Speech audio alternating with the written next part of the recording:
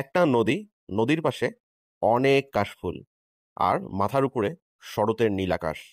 আর কি লাগে বলেন? এত সুন্দর একটা জায়গা যদি থাকে আর কিছু লাগে না।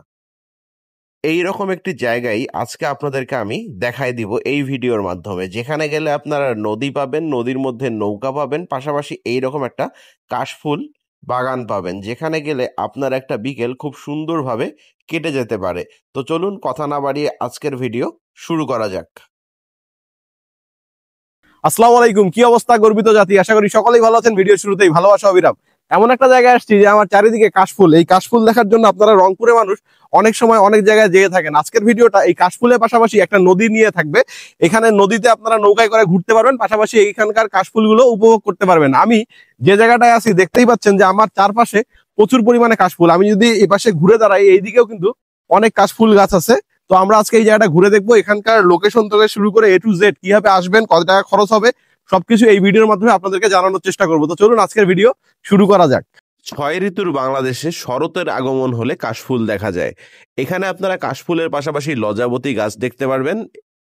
আমরা এমন একটা জায়গায় আছি যেখানে প্রচুর পরিমাণে কাশফুল কিন্তু এবার হয়েছে। আমাদের এই দেশে অথবা আমাদের এই রংপুরে আগে কিন্তু শহর গ্রাম সব জায়গায় প্রচুর পরিমাণে কাশফুল দেখা যেত, বাট এখন এই কাশফুল নিধন করার কারণে এখন কিন্তু খুব একটা দেখা যায় না। তো আপনারা যদি এই কাশফুল বাগানে যেতে চান তাহলে কিভাবে যাবেন? রংপুর শহর থেকে সরাসরি চলে যাবেন হচ্ছে দর্শনা মোড়। দর্শনা থেকে যে কোনো অটো বা রিক্সা যোগে চলে যাবেন ঘুরারঘাট। ঘুরারঘাট ব্রিজের কাছেই আপনি নদীর পাশে দেখতে পারবেন এইরকম কাশফুল। একদম রাস্তার পাশে যে কাশফুল থাকে তা কিন্তু না, একটু রাস্তা থেকে হালকা ভিতরে ঢুকতে হয়। আপনারা কিভাবে যেতে পারবেন আপনাদের সুবিধার জন্য আমি আরও ভালোভাবে এখানকার লোকেশন এবং পাশাপাশি কিভাবে কে আপনাদেরকে নিয়ে যেতে পারে সেটাও ডিটেলস কিন্তু দিয়ে দিচ্ছি। এই যে ছোট ভাইকে দেখতেছেন, এই ছোট ভাই আমাদেরকে আর কি এখানে নিয়ে আসছে। আহ তোমার নাম কি? নুন নবী। নুন নবী। তোমার বাসা কোথায়? উত্তর ফতেপুর। এটাকে কি বলে? উত্তর ফতেপুর?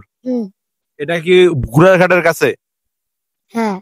আচ্ছা, তোমরা এখানে যদি কেউ আসতে চায়, তোমাদের এখানে এসে বলে যে আমাদেরকে একটু কাশফুলে নিয়ে যান, তাহলে নিয়ে আসবা? 10-20 টাকা বেড়ে নিয়ে আসবে। আচ্ছা, তো এইরকম আপনারা চাইলে ওদেরকে সাথে করে কিন্তু এই সুন্দর কাশফুলটা ঘুরে যেতে পারেন।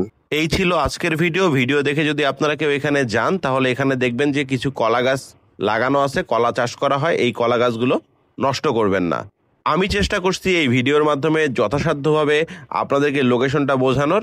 যদি ভিডিওটা ভালো লেগে থাকে অবশ্যই ভিডিওটা লাইক কমেন্ট শেয়ার করবেন। পেজে নতুন হলে পেজটা ফলো করবেন। ইউটিউব চ্যানেল থেকে যদি আপনি আমার এই ভিডিওটা দেখে থাকেন সাবস্ক্রাইব মাস্ট। আসসালামু আলাইকুম, আল্লাহ হাফেজ।